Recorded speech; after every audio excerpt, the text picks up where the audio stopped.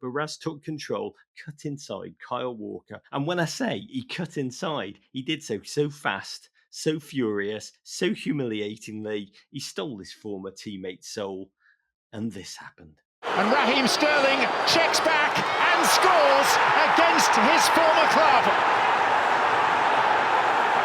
It's Rog live early Sunday morning from Wrexham, that footballing cradle here in North Wales, where yesterday we were able to witness the Stoke Kairas, that tiny cauldron to bucket list football venue that had ranked up there for me with Dortmund's Yellow Wall and Boca's La Bombonera as just must-see live footballing experiences with our own eyes.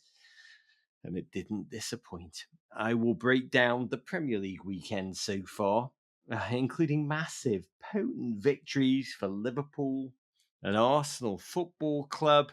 Not you, Manchester City. King Raz will still be buzzing, no doubt, when he still wakes up this morning, puts on his Clark's Wallabies. Talk about those games in a moment. But first, a word, if you'll allow me, on the Wrexham experience. Producer J-Dubs and I were there with our friend Tommy Kaus, Tommy Cheese. Yes, the gentleman of This Week in Wrexham YouTube series fame.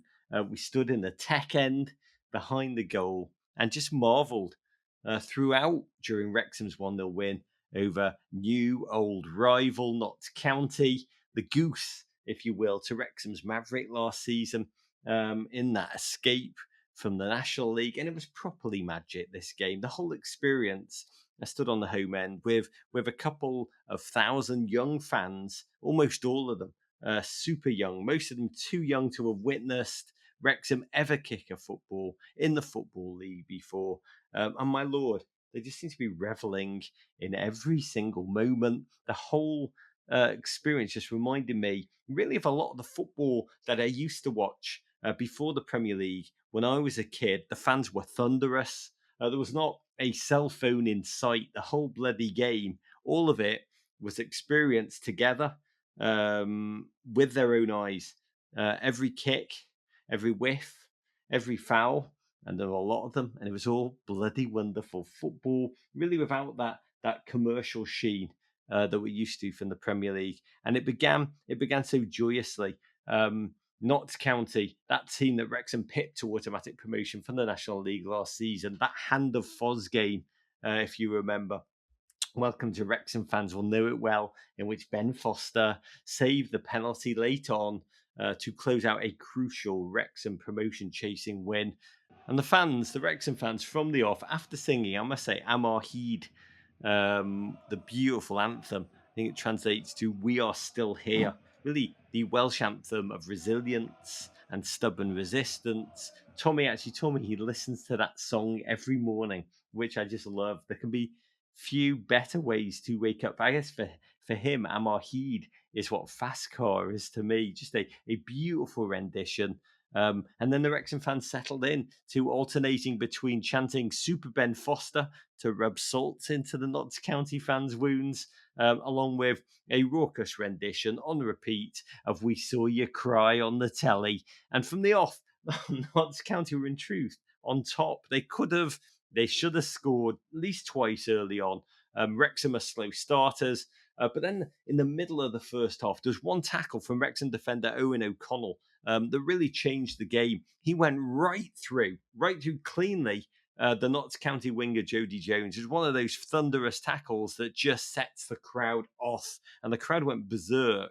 And it was almost as if the energy from the tackle was transmitted to the fans and then fed right back into their team, who suddenly picked up the play, turning doubters into believers, crackling across the ground, as someone once said. I can't remember who. And within minutes, Stephen Fletcher, yes, that Stephen Fletcher, the man who in decades ago, I think he invented tattoo sleeves while at Burnley. He finished sharply on the volley. Cue Euphoria, renditions of the Stephen Fletcher song, sample lyrics, and there's nobody better than Stephen Fletcher, not even Cristiano. Oh, a fusillade of 1,000 wanker signs suddenly aimed at the Notts County fans. Tommy Cheese hugged me, kissed the top of my head, and he let slip And I think we got this on film. I hope we got this on film for the next episode of Welcome to Wrexham. He let slip. He just pointed to the grass at the Stoke Kairas and he said, "There's going to be Champions League football played here at the Stoke Kairas within 10 years' time." He said, "Real Madrid will be here," I think were his words. I actually asked him later, did he really believe it? Did he really feel it? And he laughed. He said, "I didn't mean 10, I meant 7 years' time." God bless that kind of joy, that kind of wonder, that kind of hope, especially here, which I'll get back to in a minute. But that extreme level of confidence, got to say, quickly burned off against the fans. You speak to any Wrexham supporter here that travels with the team home and away through the dark days, they've seen it all. And even in their happiest moments in this present day lurks a nagging, lingering, painful fear, a profound fear. I went out for a curry on, was it Friday night, with a bunch of the incredible human beings who've been in our This Week in Wrexham series. We went to the iJazz. Can highly recommend it.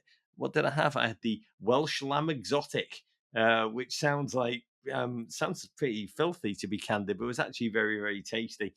And, and they talked about in great depth, with real passion, that even in their happiest moments, they feel just a terrible, terrible sense that somehow Wrexham are, quote, going to Wrexham it. They're going to Wrexham it all the way. Spurs fans, when your team's name turns into a verb, it's never good. I think Wrexhaming it away is like Spursying times a million. Almost that this joy that they're all feeling collectively will turn to dust. I mean, a lot of us have this in life. In good times, you do become fearful. We don't deserve it. We have imposter syndrome. Good things don't happen to us. It's all going to turn and stick like ashes to our throats. And honestly, I was watching them all suddenly 1-0 up, just have their stomachs turn, whether gripped by fear. I've never felt more confident in the team I was watching, mostly because I realised this team was not Everton. And when Wrexham did concede, two ex-Sheffield United attacker, David McGoldrick, the goal was quickly ruled off, I think, for handball in the build-up. Cue a fusillade of 1,000 more wanker signs flung in the Notts County fans' direction. "Sit down, shut up," they sang deliriously. And I asked the gent by me, he was a little more than a kid, to be candid, what emotions he felt as he curled his fingers into that cylindrical gesture of scorn and flung it upwards and downwards at his opponent's faithful. And he laughed, looked at his hand, and he just said, "Do you remember that feeling when you were a kid and you could just wild out sometimes in class when the teacher walked out?" He said, "That joy, that freedom," he said, "that's what it feels like." God bless him. To more of that joy, to more of that freedom, as Wrexham held on. And honestly, they didn't play well, but they took all 3 points to make the joy at the final whistle feel incandescent. Mostly because Stockport and Mansfield, two teams above Wrexham, both lost. Wrexham are in third place, 3 points off top with a game in hand. And after a tough, turbulent run of form, everything just feels, well, post game in the turf. It felt soaring again. By the way, a sprinkling of Americans in there, really lovely to see, having the time of their life. A mix of locals who are unbelievably welcoming, as we all raised a victory glass or two. And I ran in the turf to the guy who told me what it feels like to throw the wanker sign. And I asked him, what does it feel like at this moment after all you've seen? I mean, this was a kid. I mean, he was a kid. There was one guy's dad was there. I said, "How old's your kid?" And he said, "My kid's 18 when we're in the pub. He's 15 when we get on the bus so he can pay kids' prices." He said, "It's very hard to be a parent. You've got to constantly try and remember how old you say your kid is." Anyway, this kid was in the pub. God bless. I said, "What's it like to travel with Wrexham now? You've travelled during so many bloody dark seasons in the National League. What's it feel like now?" He's actually born in Poland. There's quite a Polish community in Wrexham, which I found fascinating. He moved there, I think, when he was 9. Travels everywhere with the team. He said, "I've watched so much terrible football." His words. I don't know where to begin. But he said, "What we're experiencing right now, pointing at the pub, the turf, just absolutely just kicking off in the most joyous of ways." He said, "It's bigger than the goals. I wrote all this down. He said it's bigger than the goals and the wins. And then he paused for a minute, and these are his words. He said, and I love this because it's so bloody poetic. He said, what we're seeing is proof that inside happiness is possible. Inside happiness. And then he added an inside happiness that you don't normally feel around here, meaning Wrexham. And you got a sense that the stuff happening on the field, the stuff happening, the goals, the wins, the wonder, is so much more important than just what is happening on the field. We talked afterwards about how seeing Wrexham, seeing the town of Wrexham, which by the way is buzzing. You feel it as you walk around at night. The restaurants going in, the pubs opening, the student body buzzing around this place that there's an energy, there's an upswing, which is really hard to create in this economic climate in the north of Britain. It's really hard to create, but you feel it. And I genuinely love that. Speaking to that kid, definitely over 80, no doubt about it, not questioning any of that. But speaking to him, it was a reminder that football is at its best when it's about more than football. And I'll just say to more for Wrexham, for Tommy and his mates, whom I love meeting Tommy's mates, who I've seen, like you, through the YouTube video This Week in Wrexham, which he makes every week, to sit there in the eye jazz. Highly recommend the eye jazz. Slightly less recommend the Welsh Lamb Exotic, to be honest. But but it was like meeting characters from a Guy Ritchie movie that you've come. It was like sitting down at the table with Bacon and Big Chris and Hatchet Harry from Lock, Stock, and suddenly they come to life. To sit there with the Pie Man, the Goat Father, and his beautiful red beard, with Rich and Courtney, a father and daughter who just watch every game home and away together. And especially with Tommy Cheese, with Tommy Couse. It was magnificent. And I do want to say a quick thank you to the team at Stoke who believed in us enough to partner with us and make all of this possible. They are an incredible crew who share and embody, I think, the values that we try and live by. We don't take a second of it for granted. I've really thought a lot about that this weekend. I'm off to Liverpool in a moment. Just about to jump in a car to spend some time with my mum and my dad. I'll head to Goodison Park. Why do we do it?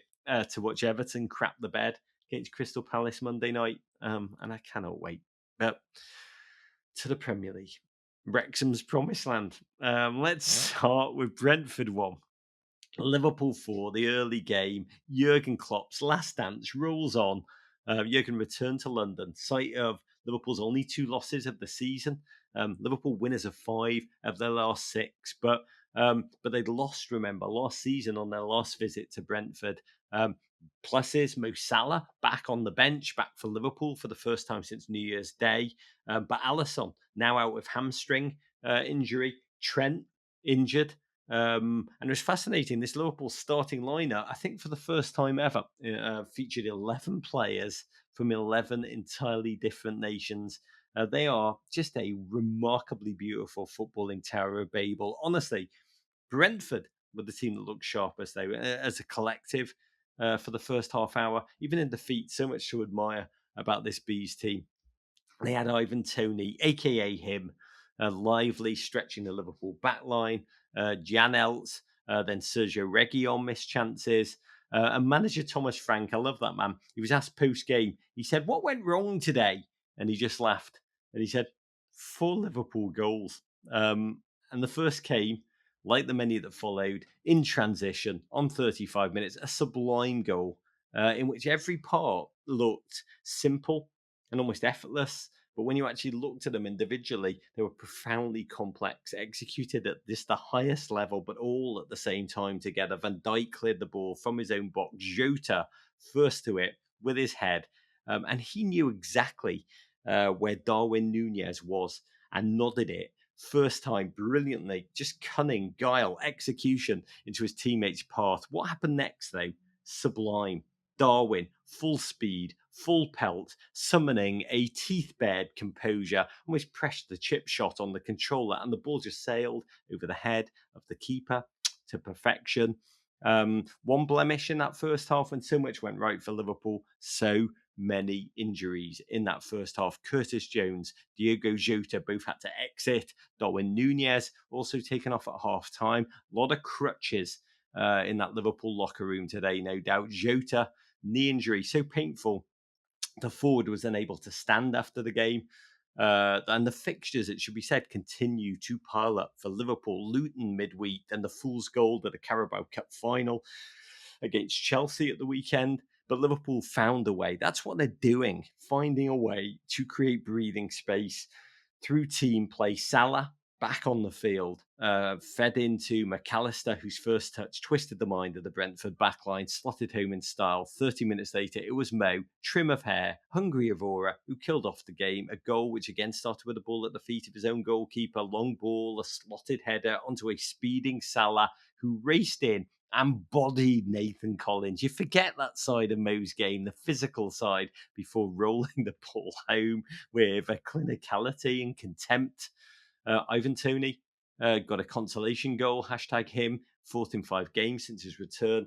But another Nathan Collins brain synapse ended with Gakpo restoring the 3-goal Liverpool lead. The injuries, yes, a real blemish.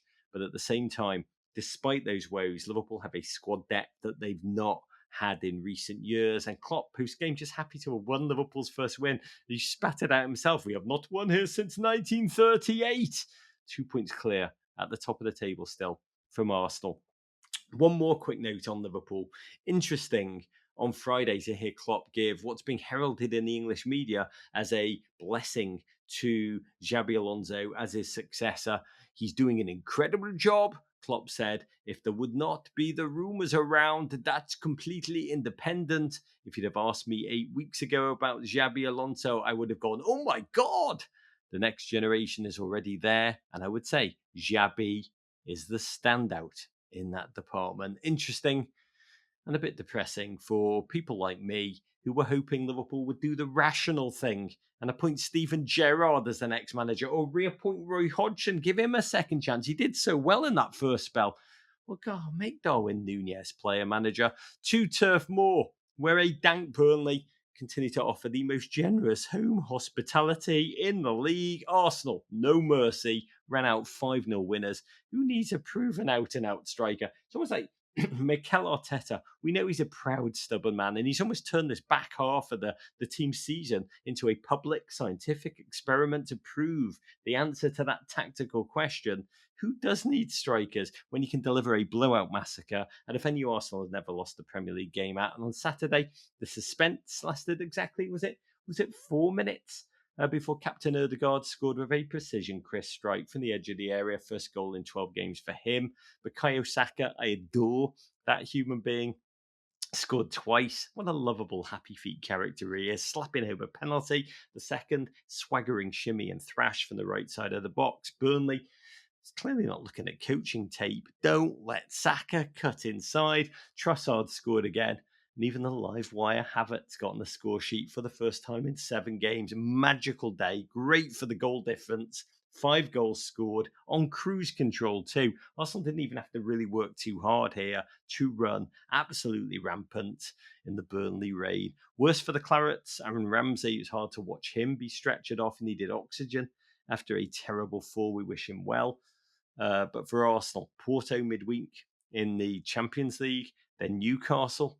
And for the first time in their history, Arsenal have won 5 straight games to start a calendar year. It's an impressive stat. It's a bit of a meaningless stat. All these calendar year stats are kind of hilarious. But we've got to foam in our mouth about something. It is the first time that Arsenal have scored 5 goals or more in back-to-back away games. 21 goals scored in the process, just 2 conceded. Again, the goal scoring spread across the team. The quality gap so obvious on this day. Dominant. And Arsenal fans, God, you deserve joy too. Talking of rare joy, Chelsea. You supporters no doubt had a night after your team delivered one of the performances of the season at the Etihad to shock Pep and Manchester City, a 1-1 draw, which, winding the tape back, honestly felt like it was over before the game began.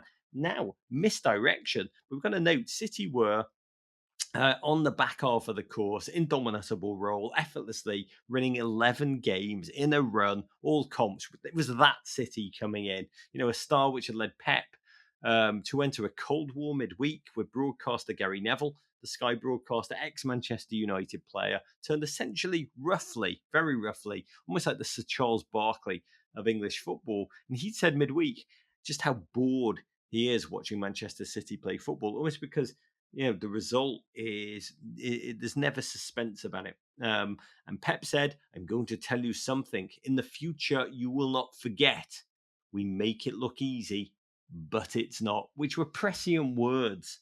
As we found out yesterday afternoon, I watched this game on the big screen at the turf after the Wrexham game. And honestly, to Gary Neville's point, felt like it could be over before it began because Pep Guardiola did his overpraise the opponent pre-game thing. Chelsea, exceptional in all departments, one of the toughest games you'll have until the end of the season. And we know this, it's a trap. He only ever speaks like that about like Burnley or Everton, a team he knows he's going to just roll out and obliterate, for whom he holds no fear. But it turned out on this day not to be. Early on, Haaland announced himself almost as the protagonist of this game, leaping with big kind of Scando Jar Morant level hops, but then headed uncharacteristically wide. It was like, what? When you saw that for a moment, the game kind of devolved into a sick dance off between Haaland and Nico Jackson, almost a failure dance off, a miss off. But then, exclamation point of recoil and shock, Raheem Sterling, yes, beautiful Raheem Sterling, recalled by Poch, 42nd minute, swooped onto a ball, coolly rolled to him by Nico Jackson, and knowing Nico, it was probably a shot, but Raz took control, cut inside Kyle Walker, which should honestly be worth 2 goals in my book, just for the lols. And when I say he cut inside, he did so fast, so furious, so humiliatingly, he stole his former teammate's soul. And this happened. Jackson, Sterling near side, no City player near him, and Raheem Sterling checks back and scores against his former club. Raheem Sterling's first goal since November, a finish like the Raz of old, or more strictly, the Raz of Manchester City. Q Pep going utterly insane meltdown form on the sideline when you sell a player with an element of derision and he comes back to score against you at a crucial time. It's fascinating to watch. Well, everyone in this moment. City did, in fairness, what we expect City to do. They battered Chelsea. Almost battered, I think it was Peter Drury. They're battering down the Chelsea door. 31 attempts, 2.91 expected goals. But credit Chelsea, who defended really well, organised, robust, committed, full of belief. But also Haaland had a historic off day for the ages. It's like watching a Viking whose battle axe has smited so many foes over so many years. But in the middle of the battle, he realizes it just needs oiling. Don't you hate it when your battle axe needs oiling? Erling volleyed wide from the edge of the 6-yard box with a goal there right in front of him. Dude, bless, did an incredible job, essentially through this whole game of pretending to be human. Raz actually had a chance to kill off the game. Edison kick save, keeping his team in it around the hour mark. But the Haaland miss after miss continued. Stats, this really happened. The stat box, it's like watching a Death Star fire blanks in the crucial moment. Another header from the 6-yard box edge of unmarked, somehow butted over the bar. Haaland's game stats, 9 shots, 3 big chances, expected goals, 1.71. That was his expected goals in the game. Goals, 0. Incredible stats. No players had a higher expected goals without scoring in a Premier League game this season. That included Beto. Both his highest totals without scoring a game for Man City in all comps ever. And for Bants merchants, you know who you are. Fascinating stat. Missed chances on the season. Joint top at 21. 5 more than the next player. Tied at 21. Darwin Nunez and Erling Haaland. Make of that what you will. Pep wisely threw himself under the bus post-game. He said, I played for 11 years and scored just 11 goals. I'm not the right man to give advice to strikers. I don't blame Erling. Whatever Pep said, you could see in Erling's face at the final whistle, though, the confusion. The frustration of a warrior who slaughtered many without a thought, having a battle and leaving it with a trickle of his own blood in his mouth for his first time, confused almost by his own mortality, staring at the ground like an extremely large sullen toddler. But as was so often the case for City, this champion City, this treble winning City, when they needed a way, they found their way through Rodri. 83rd minute, City's frustration building. And we were reminded football's a simple game. 22 grown men run around the pitch for 90 minutes. And then Rodri scores a late goal. Walker. And now it's Rodri.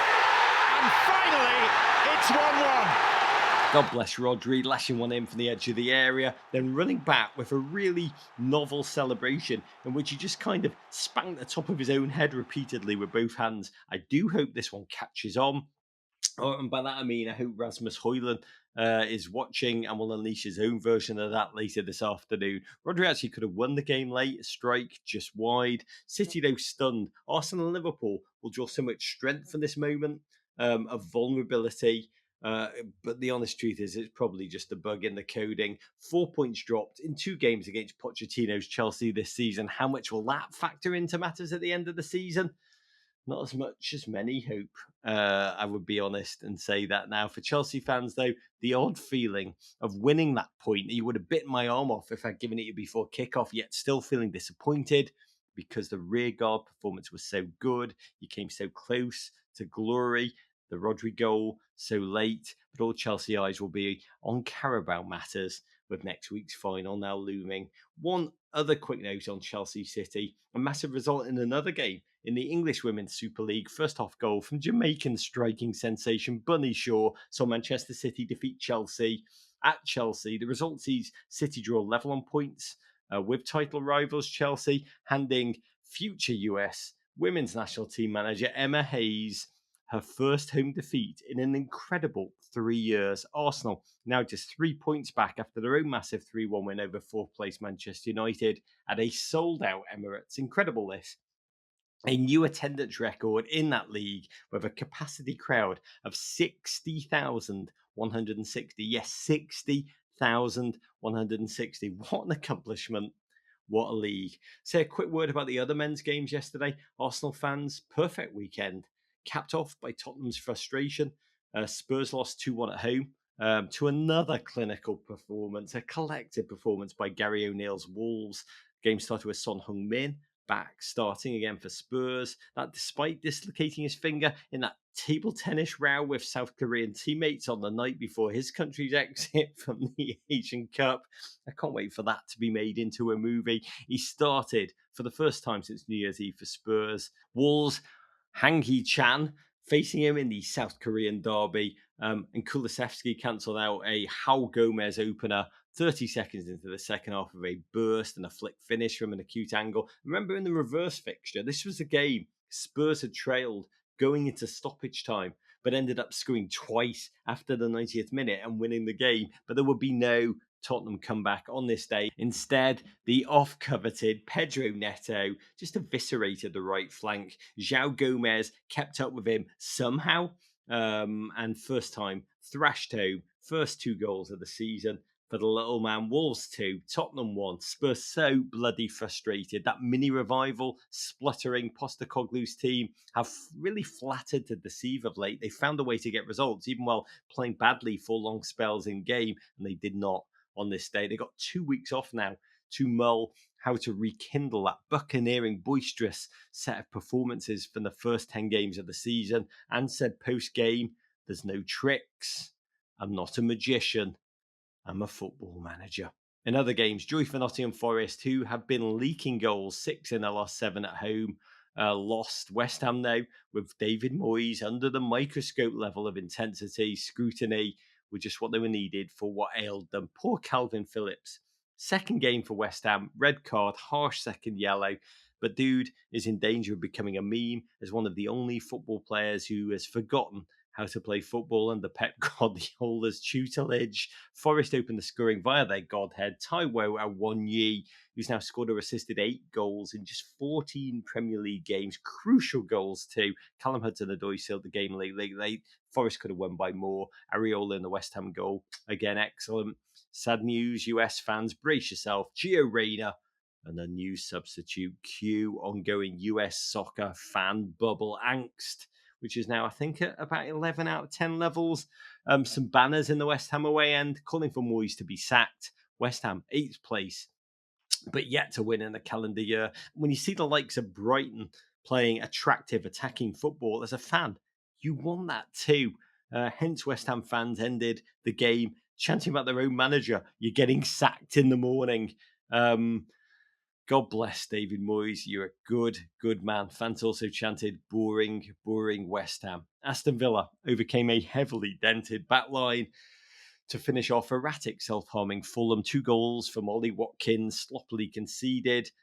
Bournemouth went to Newcastle for the Eddie Howe Memorial Derby and were excellent, especially in transition, but it was Newcastle's Matt Ritchie, the same Matt Ritchie who played at Bournemouth for 5 seasons of wonder, salvaged a tie for Newcastle late, scoring his first goal since July 2020. It was in the 92nd minute as well, and he acted as if the band's celebrating when you score against your old team. He acted as if that simply didn't exist. You go bonkers, you mad king, Matt Ritchie. Today, Sheffield United host Brighton. Luton Town welcome Manchester United to the Kenny. What a fascinating, complex test that is going to be. Garden football for Eric Ten Hag. I keep thinking, when I think about this upswing for Manchester United, I keep laughing at Bonnie Renee's line. What did he write to me about Garnacho, Hoyland, and Mainu are like crocuses blooming on the site of Chernobyl. God bless to Luton fans. God bless United fans. And then tomorrow night, I am going to head to Goodison Park to watch Everton face fellow freefall connoisseurs Crystal Palace, who arrive in tumult. First up, much love to Roy Hodgson. It has been hard to watch that poor gent suffer so greatly this week, both of his health, the 76-year-old reportedly being hospitalised midweek amidst the indignity of news that 49-year-old Austrian coach Oliver Glasner, the gent who last won the Europa League with Eintracht Frankfurt, is widely rumoured, and when I say rumoured, it's happening, to be incoming as Roy's replacement. Hodgson, what do we know about him? Well, we know a lot, but he's an old school manager for whom respect is the ultimate value. And he said recently, this is his quote, "It's been the toughest period of my career for one reason, and that's that the fans have turned so much against us." His Palace, shorn of their injured footballing Lennon and McCartney, that'd be Elise and Eze. They've been in free fall. They're just 5 points above the relegation zone, just 3 wins in the last 19 games. And Roy is one of the true vintage veteran wonders of the British game. We wish him well. And at the same time, as an Everton fan, the words new manager bounce frankly sicken me. Everton have their own problems, more than 99 of them, but Roy ain't one. We await the oddly delayed Premier League decision on the appeal to our first 10-point deduction. Keep up with this. We would be 12th in the table if those points hadn't been taken off us. A second punishment still looms, and the financial hot mess we got ourselves into with the 777 ownership group, who seem so flagrantly unfit for purpose the more it's revealed of their financially reckless ownership of other entities. That still looms. This is all rational. For me, Monday night, going back to Goodison will be all about the emotional, no matter the score.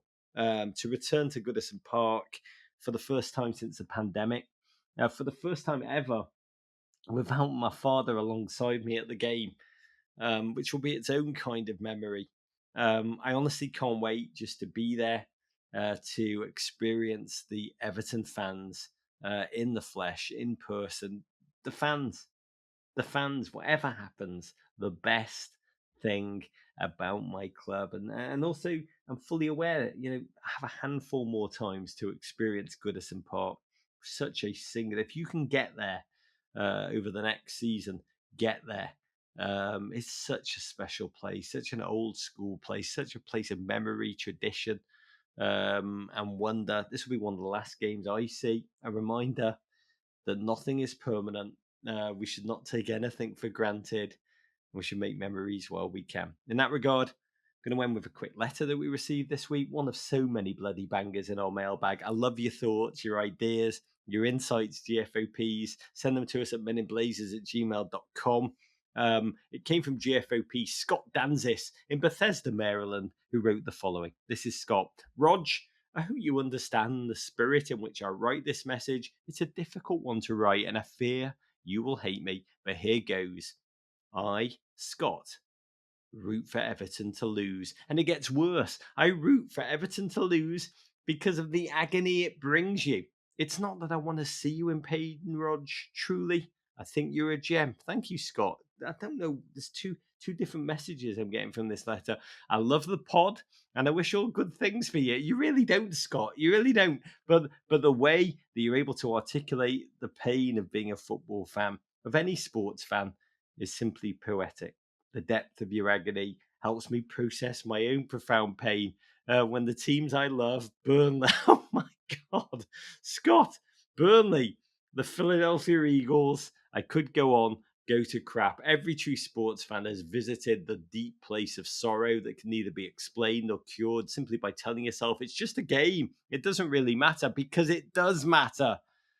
And it isn't just the agony that truly defines a fan. It's not the joy. Joy's easy, superficial, fleeting. It's the agony when your team drops crucial points, falls into a relegation fight, when they go from 10-1 to losing in the playoffs to Baker bloody Mayfield. That's the real stuff. And when you describe the despair of being an Everton fan, it's so beautiful. It helps me on a deeper level than I can rationally explain. So I'm sorry, but I find myself rooting for Everton to lose, and I want you to know. Scott, thank you for this beauty. Bizarrely, I do understand all too well. Send me your postal address, and I'll send you a patch as a thank you for making me laugh when I needed it this week. And you know, they say that you can't kid a kid up. I do believe technically you can't Schadenfreude a Schadenfreude up. I think that's a thing, but I still love you, Scott, even though you're a selfish bastard. And I'm happy that the runoff from my own agony gives you life. That's what I'm here for. And that's it for this morning. Got to drive to Liverpool, go and see my mum, go and visit my dad in hospital. And I want to end by raising a third first Michelob Ultra of the morning to the quite irrepressible, tenacious Josh Sargent. Smashed a brace yesterday. Norwich's 4-1 win against Cardiff. No mercy for Ethan Horvath. Sargent now up to 10 goals in 13 games this season. Red hot form, ahead of the Cooper. Our gent from O'Fallon, Missouri, scored in 4 straight. Give him the O'Fallon d'Or now. That's it for me. Godspeed from Wrexham. I'll be back on Wednesday night with Rory Smith live on a Do It Live on YouTube. Subscribe to our YouTube. Come be with us. Ask us all the questions you want to our faces. Even you, Scott. After the Liverpool-Luton game, right? Arsenal also midweek Champions League action. Until then, savor every second watching the football. Let's not take a moment together for granted. Big courage, or as they say in Welsh, I believe, do or dare.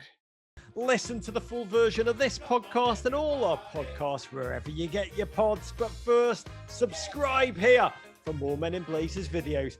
And courage.